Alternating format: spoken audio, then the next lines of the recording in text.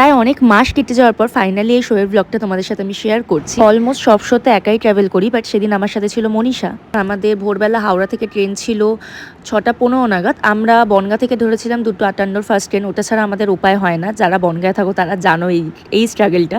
তো পৌঁছে গিয়ে দেখলাম অনেকটাই আগে পৌঁছে গেছি, টাইম আছে, তো ভাবলাম বোর হওয়ার থেকে ভালো চলো একটু চা খেতে খেতে ভোরবেলা হাওড়া ব্রিজটা দেখে আসি। খুব সুন্দর একটা ব্যাপার লাগছিল। এই করতে করতে ট্রেনটা চলে আসলো, আর এই সারা রাত জেগে ট্রেনে ওঠার পর না চোখটা জাস্ট খুলে রাখতে পারি না, ঘুম এসে যায়।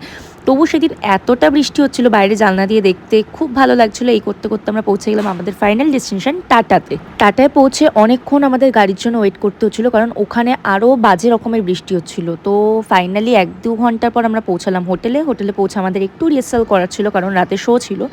রিহার্সাল করে একটু খেয়ে একটুখানি ঘুমিয়ে নিয়েছিলাম, কিছুক্ষণ সময় পেয়েছিলাম। তারপরে উঠে রেডি হতে বসাচ্ছ, যেটা আমি তোমাদের দেখাচ্ছি নেক্সট ব্লগে।